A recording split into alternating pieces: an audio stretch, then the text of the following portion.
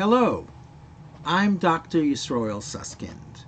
Welcome to the second episode in our series, Laughing Your Way to Wisdom. Do you know what a question is? I'll bet you think you know what a question is. But let's go a little deeper into what a question means. Let me tell you a story. A man goes to visit his rabbi. He's a man who's recently taken on Jewish observance. We call him a Baal Tshuva. He wants to make sure he's getting things right. And he says to the rabbi, Rabbi, I know that before I sit down to a substantial meal, I am supposed to wash with a blessing and then make a blessing over bread. And at the end of the meal, I'm supposed to make a blessing of thanks to God. We call it the Birkat Mazon. And I got it wrong, and I don't know what I need to do to make up for it. I was in a restaurant, and I ate the bread at the beginning of the meal, but I didn't say a blessing, and I think that's wrong, and I want to know, what do I need to do to atone for that? So the rabbi says to him, well, why didn't you make the blessing over the bread? And he says, well, I didn't wash, and I didn't think I should make the blessing over the bread if I didn't wash. So the rabbi says to him, well, why didn't you wash? He says, well, I was in a non-kosher restaurant, and I thought it would look a little weird if I went ahead and did a Jewish washing ritual in a non-kosher place. The rabbi says, you are in a non-kosher restaurant? He said, you live in a Jewish neighborhood that's filled with kosher restaurants. Why were you eating in a non-kosher restaurant?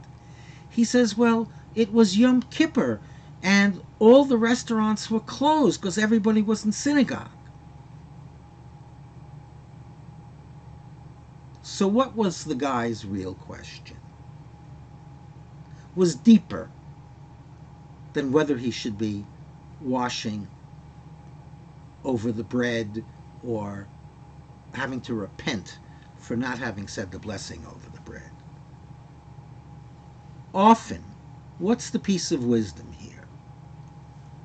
Often someone will ask you something and you answer the literal question and you think you're done. So your friend says, you know, I heard that vitamin C is really good for your immune system. They say you should take even 6 grams a day of vitamin C. Do you think that's true? So you could answer yes or no, depending on your opinion, and leave it alone. But why did he ask you the question? And so let's say you say to him, any particular reason you asked me about the vitamin C? He says, yeah, I got a call from my doctor saying that he wants me to come in to discuss the results of my recent tests. And he said it's very important to him that I bring my wife with me. I got a feeling this may not be good news. You would never have known that if you hadn't delved deeper. Let's say your wife says to you, honey, do you think this top that I'm wearing matches my skirt? So you could say yes, or you could say no. But does she really need you as a color coordinator? Isn't she not better? Is she not better than you are at coordinating women's colors? What did she really want to hear from you? What she wanted to hear was, honey, you look gorgeous no matter what color you wear. That was the real request. There's a principle that is spelled out in the Talmud. Talmud, Masechet Shabbos 31, side 1. Says that when you are asking for admission to the Garden of Eden, you're going to be asked a couple of questions.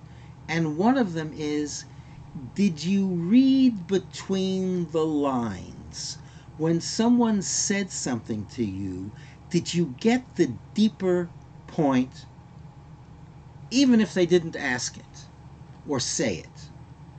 In Hebrew, it's Hevanta davar mitoch davar. Did you get the inner meaning of a question? And that's your passport into the Garden of Eden. Not only the Garden of Eden when it becomes your turn to go up to heaven, but in creating a Garden of Eden in your life right now. I am Dr. Yisroel Susskind. I got my PhD in clinical psychology at Yale 50 years ago. I'm a psychotherapist. I see people locally. I see people around the world using the internet. If you'd like to know more about me, I suggest you go to one of my websites, sholombayis.com. SHOLOMBAYIS.com. Have a wonderful day.